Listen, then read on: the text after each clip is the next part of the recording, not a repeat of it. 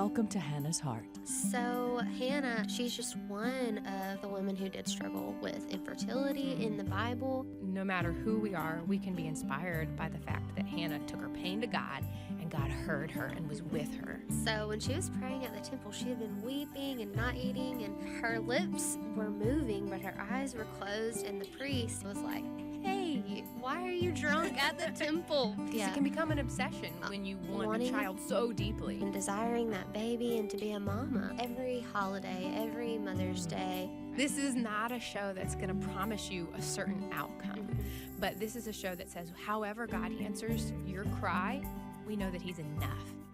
Hey, I'm Kendra. And I'm Ann, and you are listening to Hannah's Heart on American Family Radio. If you're new here, we're a radio show podcast that focuses a lot on infertility and miscarriage, but we definitely cover a whole lot of other topics as well, such as child loss and foster care, adoption, singleness, and really when your life looks a whole lot different than what you might have pictured at this time. And so welcome if you're new here, and if you're returning, thanks for coming back. If you're watching us on Facebook, YouTube, or AFA Stream, we don't plan to coordinate. But we have been. It's like purple. Okay, it's purple night here. Maybe we need to start. Exactly, right? Well, today we're going to launch into a topic that some of you have requested, and it's a little bit of an intimidating topic for us. I'm very intimidated. My heart's racing. Okay, so here's the topic, y'all. I'm going to drop the bombshell. Should Christians do IVF? IVF. Whew. I feel like we need to be like, wah! Cue the scream sound effect, right? So several of you have asked, because, President Trump just mentioned it in his State of the Union address. I guess there are some fertility treatments that the costs of medication have gone down because of some policy he's done. Something that he's done has made it more affordable. Yeah, and he initially on his campaign trail back in the day had promised, I don't know if promise is the right word, had hoped for IVF to be free for couples, which created quite the stir in the conservative movement. And a lot of Christians are very confused about this topic, and that's why some of you have asked us, what do we think about it? Yeah. So let's start with all of our disclaimers, Ann. Okay. Disclaimer, number one, our views aren't necessarily the views of American Family Radio. Right. I will say this, what American Family Association believes, that we believe, that is the foundation of this episode, is that every life is sacred, created in the image of God, and begins at conception. And that's most important. Right. And we're not going to go into why we believe that life begins at conception. You can listen to AFR all day. And maybe we'll do an episode specifically on that someday. Also, just go to the science books. Those do talk about life beginning right at conception. But that does inform a lot of our decisions. And we realize that IVF is a very nuanced topic. Right. And we want to be careful in the way that we talk about it. So put that out there to begin with. Another disclaimer. And on the way here, as I was just praying about this episode, I was thinking that, we're hopefully going to have this episode couples that are considering fertility treatments and what should I do? How can I honor God? And they haven't made a decision yet. Hear this show. But there may be some listening who have already made decisions, right? Maybe you are in the middle of an IVF treatment. Maybe you have already completed IVF. And maybe you're an IVF baby. Maybe you're an IVF baby. Exactly. So there's other people listening. And I just want to say, first of all, if you struggle with infertility, we see you. It's awful. It's not fun. It's terrible. God did not design our bodies. Then we have this thing that we know about that could possibly give us that baby that we're desiring. Yeah. And we want to approach this conversation with that compassion because that is our story. Both you and I know that strong desire to have a baby. Right. And let me just say this. Anybody who has looked into IVF, done IVF, nobody picks that as their first choice. No. Like, this is what I've always wanted. Oh, stick me with needles every day. Let me have invasive keep up with procedures. cycles and talk with anyone about it. And just throw money at it, at a chance to have a biological child that may or may not come to fruition. Nobody signs up for that. No. So it's hard. It is hard. We see you, and I'm sorry, first of all. So we want to begin the conversation there. But yeah, so let me also give one more disclaimer for those that want to know, in case you wonder if I'm biased in my family's story. I'll give you the short version. Is my husband and I thought that IVF would be completely off the table for us just because we believe that life begins at conception. We had a lot of concerns about how embryos were created and treated, and we're going to discuss some of those in our topic today. But I ended up finding out about something called minimal stimulation IVF or natural cycle IVF. Finding a clinic. These are very rare. This is the exception to the rule when it comes to IVF. I think this is the one. So there is a Christian fertility clinic that we got to partner with, Rejoice Fertility, and we're able to find a protocol that for us, we felt at peace about doing that did not create excess embryos. We didn't have to have any frozen. We only transferred the number that we wanted to hope to conceive in babies that we hope to have. Yeah. And if anyone wants to hear our journey, the long version, you can go to YouTube, and our channel has my husband and I specifically talking about that. So we have 2 babies that technically are IVF babies, and I'm so grateful for their precious, beautiful babies, sweetest girls. And if you were created through IVF, whatever protocol it was, created in God's image. Thank you. You are precious. You are no less valuable or important to the heart of God. So. And as a Christian, if you're considering this, like, this is not to say anything bad about anyone, actually. It's more of, we have literally been asked our opinion now multiple times over the years. Yeah. We usually just respond with emails or maybe a random share on Facebook, something, because we haven't wanted to get our feet muddy with this topic, and we aren't here to, get on to anyone. It's more of like, these are our opinions. I do feel strongly about my opinions now with IVF. But yeah, not and here. And if you've already done IVF and the Lord, you're listening to this episode, and maybe the Lord convicts your heart of the way that you did it was not honoring to life, can I just say our God is a forgiving God. He is not a God who wants to condemn us and rub our face in the ground and beat us down. He is a forgiving God. And the word repent, it has to do with, we turn around and we leave the old behind. And I love that God offers us that as human beings. So we're not here to condemn anyone, but we want to help you unpack the science. And really the science is a lot of what we're going to talk about today. It might feel kind of like a technical show. But there's one issue that's unrelated to science that some people have about whether or not Christians should do IVF. And we'll talk about that just briefly. But some people feel that anything that happens outside of the confines of marriage, in your home, in your bedroom, at home, in the marriage bed, is not honoring to God. I've heard, and I love her. Her name just Allie Beth Stuckey. Love her. She has that's kind of her approach and opinion, and several believers who I respect. And I can see where they're coming from with some of that. They would make the argument that that is the only way to control that. The safest place for children to come is in a marriage between a man and a woman, and to ensure that that happens. That's how it should, when you involve science, that it could be single parents and they don't have a mother or a father, and that it's not in some ways honoring to the marital act.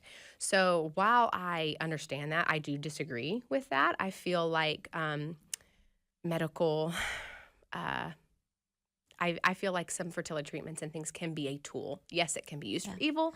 It's the same with, like, if you have a heart condition, like, we are going to seek medical help for that. Right. Infertility wasn't prayer, God's plan. There's eating healthy, the things that, like, we know how to do. Right. But it is okay to seek medical help for a heart condition. Yeah. And so now, unfortunately, where we're at in our world, because I fully believe because of the toxins that we eat, that we breathe in, that all the things, don't even get me started with the shots that we get and things like that. I fully believe that has caused a lot of our infertility. And it's growing. And it is on the rise. Every day, literally every day. So I'm thankful for medical procedures that can help couples when you have a medical diagnosis of some sort to help make babies. And all this to say, too, if hold to your conviction of what the Lord gives you. If you're a couple and the Lord says, I don't want you to seek anything outside of just That's right. your And we family definitely spouse, know many people like that. sure, respect to that, and if that's what God calls you to do, you do that. But for those of you that are interested in the science behind IVF and what to consider, we'll jump in Here on we some go. of that.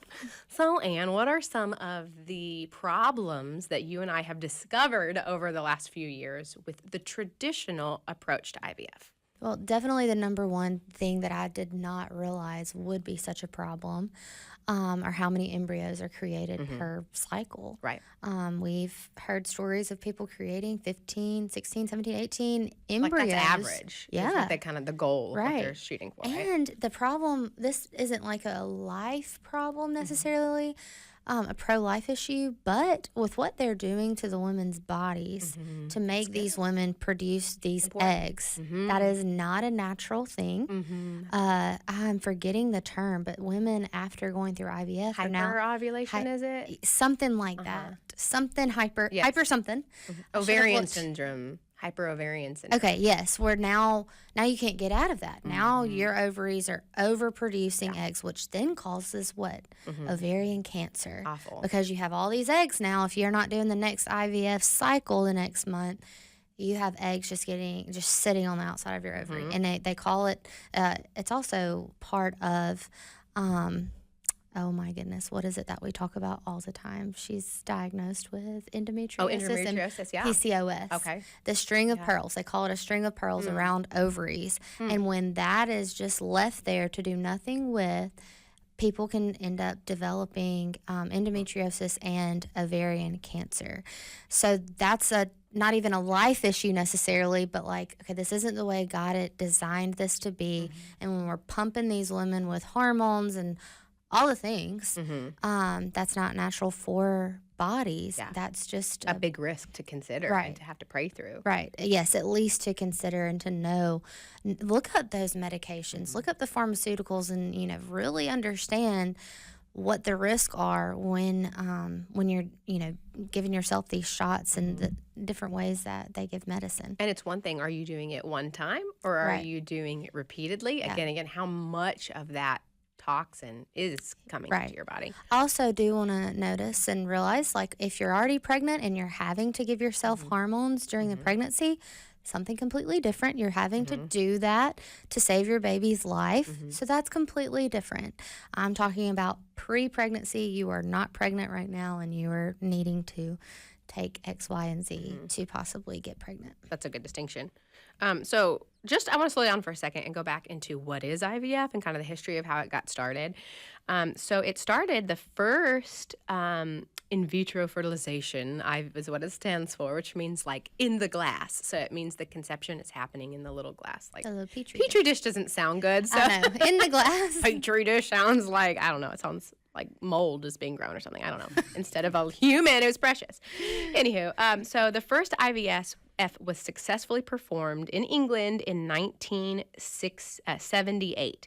A woman named Leslie Brown had been able to conceive due to blocked fallopian tubes, and doctors removed a single mature egg from one of her ovaries, combined it in a laboratory dish with her husband's sperm to form an embryo. And then this embryo was later transferred into her womb, where it implanted in her uterus, resulting in the birth of Louise Brown. That was the first IVF. So, in general, that process, while not fun, I don't have any problems with that, how IVF started. But let's talk about how the traditional protocol has evolved. So you already mentioned the excess embryos, right? So they started off with, hey, we can take one egg from this woman, we can fertilize it with her own husband's sperm, put it back in her, and grow a baby because she had these blocked fallopian tubes, right? So later,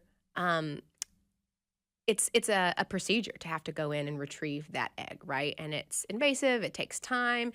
And so doctors realized, hey, if we can stimulate her ovaries to produce multiple eggs, sometimes what would happen, they'd retrieve the egg and the sperm, they would try to fertilize it and it wouldn't fertilize. Maybe the egg wasn't a high enough quality. Sometimes there's a genetic problem that keeps it from growing, or sometimes it would fertilize, which, let's be clear, that becomes a human life at that point, at fertilization, but then maybe they would implant it in the woman's uterus. Maybe it starts to grow and then stops.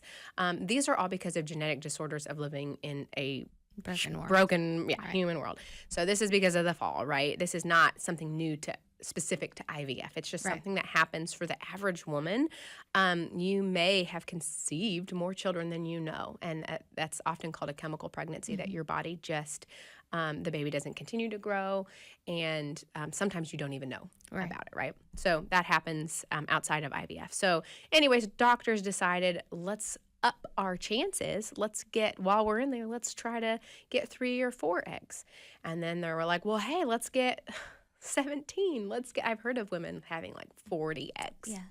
A ridiculous amount of eggs. To me, just not safe. Yeah. So it's hard on your body because the medicine that they're giving you to stimulate your ovaries to create that many eggs is hard and difficult. Now, at the time of retrieving that many eggs, that is not a human being. That's just an egg, right? So then you have this decision of how many do we want to fertilize with the sperm.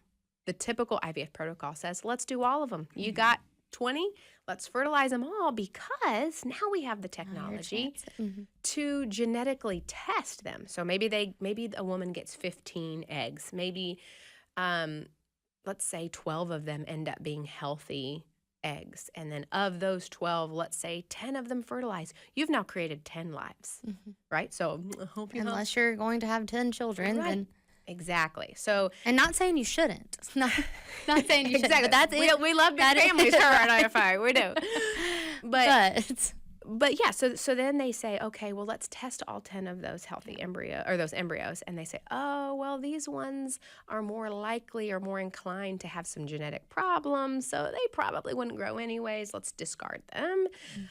Or they say, oh, you want a boy or a girl? They can do that now. Eye color, hair color. You can pick ridiculous amount of things. We recently had an episode on some of the us reacting to headlines of some of the.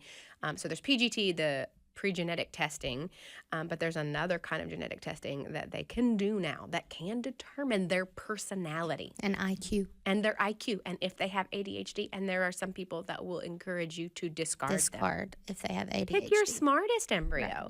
So why is this problematic to us as Christians? Oh, man. On so many levels. Why? I don't think we have enough time for that. I think we all just know that that's wrong. If we're actually talking about these being babies in my full beliefs, these are babies that we're talking about. The term embryo is a nice scientific term. But I don't know, as Christians, if we're life affirming, how we could say that's okay. Yeah. That's okay. Along with the genetic testing, it's not a for sure thing. They're not damaging the embryo. They stick a tiny needle in these embryos, and they do the testing with that. It's a biopsy of an embryo. It is a biopsy of an embryo. Oh. And so how are we supposed to know that they didn't just mess that embryo up?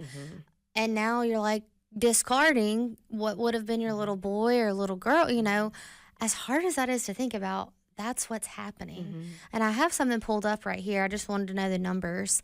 It says in 2023, U.S. clinics performed 432,641 IVF cycles, with estimates suggesting around 3.9 million embryos being created. 3.9 million. Only 95,860 babies were born, implying that over 3.8 million embryos were either lost during development, discarded, frozen, or used for research. 3.8 million. We're talking about a lot of little lives. And this is where, we're talking about you figuring out where your conviction is, right? It's not just you. Yeah. Right? It's not just you. It's not just your embryos that we're needing to figure this out.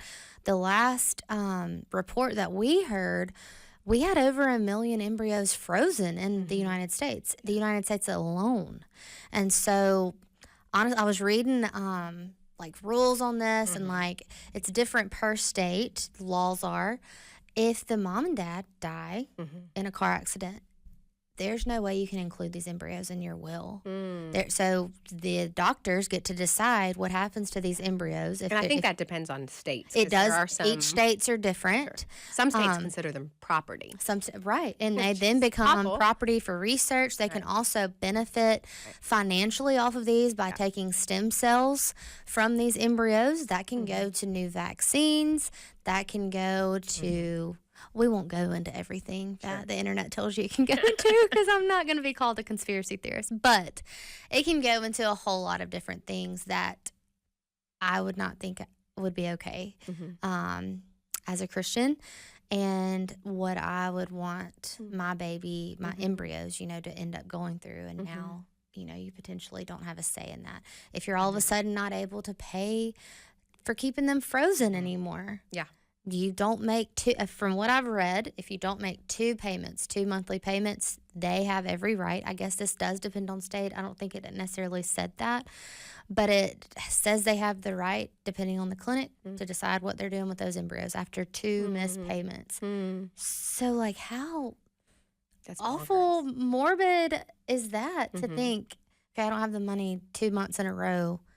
Now I have no say-so. Well, and you've pretty much already gone into our next point of the problem that we have with traditional IVF. And you mentioned it where you said the excess embryos, some of them are lost during development, which that we don't have control of. Right. That happens naturally in a woman's cycle, or it can. But discarded, kept in the freezer, or used in research. So, Which they don't keep up with those numbers. okay. That you cannot get results for those specific To numbers know how many because they don't have to keep up with it. Yeah. It's So- property. So the problem that happens is that a lot of women will say, okay, I'll fertilize all 10, and maybe they discard some. They think, oh, these don't look good. But, oh, wow, I have 5 healthy ones. They implant 2, and yay, they have twins. And they go, whew, twins is a lot of work. I think our family's done. Now, what do they do about the remaining ones? And that's where that problem comes of what do we do? Yeah. So I just want to give you guys, because I know this show, wow, and we only have any more minutes left. Somehow we have Flying 5 by and less already. minutes than that. But a couple of resources for you guys who are listening to this that you're like, you guys are speaking really fast, and slow down, please. Okay, so on YouTube, this is a video series that I watched with my husband when we were trying to make decisions about our family. It's called Christian Guide to IVF from Loving Theology, are the people that posted it. They call it their pro-life IVF guide. They're going to walk you through a lot of what we've talked about in a little bit more detail. Also, there is a article written by yours truly. She wrote an article. No. So Ann and I did a whole issue, right? It was so awesome, guys. A Hannah's Heart issue of the AFA stand. Yeah. And it's still available for you guys. We could try to put the link, hopefully, in the description here if you're looking online. But the article is called What Christians Need to Know About IVF. And I will run through some of those. But just to kind of recap so far, some of the ethical dilemmas that we've had, you talked about the strain that IVF can put on a woman's body and the chemicals and toxins that she has, pre-implantation genetic testing, so discarding someone just because it is not what your ultimate human, that's, we're Right. playing God.